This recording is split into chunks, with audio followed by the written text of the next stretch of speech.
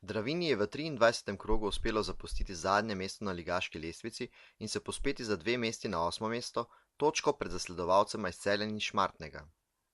V konicah je tokrat točke pustila ekipa šampiona iz Celja, gostje so sicer že v prvi akciji v 7. minuti po izvajanju avta in odličnem strelu Jureta Srneca z okoli 20 metrov dosegli prvi gol na tekmi.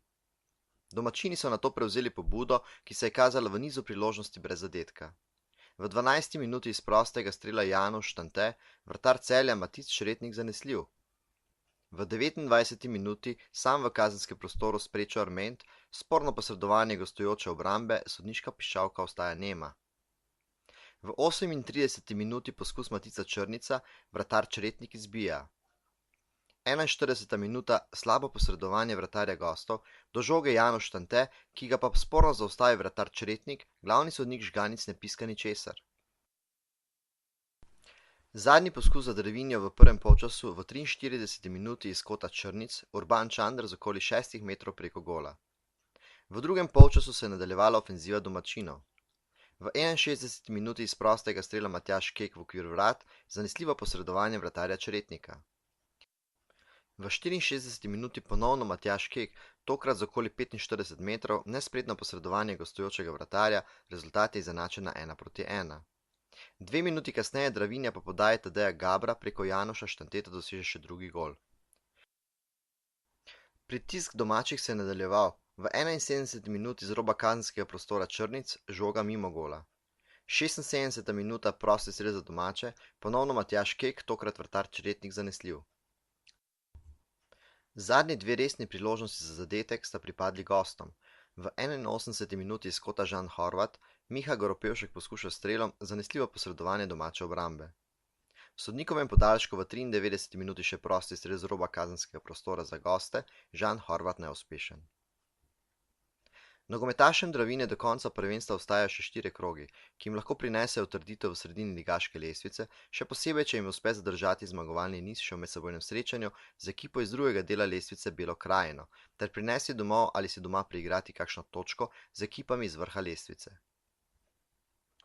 Glavni sodnik Mitja Žganec je na tekmi pokazal kar 7 rumenih kartonov, od tega 6 domačim igralcem in 1 gostom. Srečanje je v vročem pomladanskem vremenu spremljalo okoli 250 gledalcev.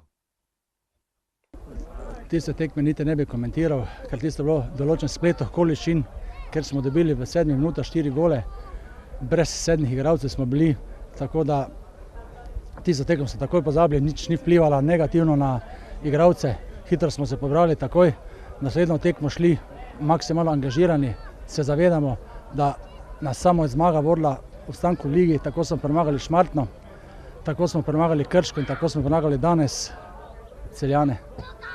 Ta zmaga danes verjetno še posebej pomembna, tudi proti Šmartnemu, da ste to prav tekmeci, s katerimi se borite za obstanek v ligi. To so tekmeci, s katerimi so direktni tekmeci za obstanek v ligi.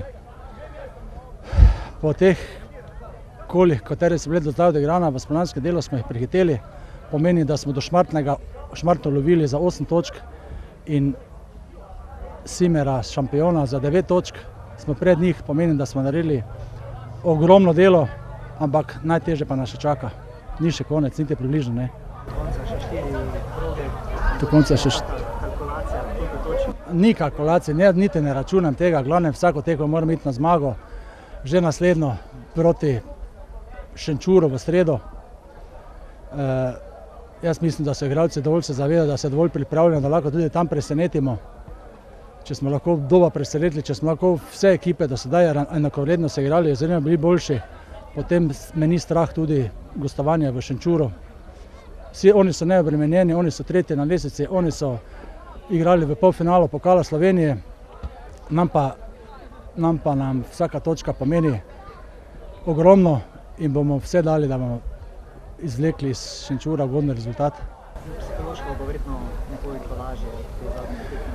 Ja, ne vem, zdaj smo v enem ciklusu 3 zmag, to je težko napovedati, pričakovati tudi padce. Tako je že danes prvi polčas je bilo, bom rekel, en slabši polčas, če ne najslabši, kaj smo do zdaj igrali.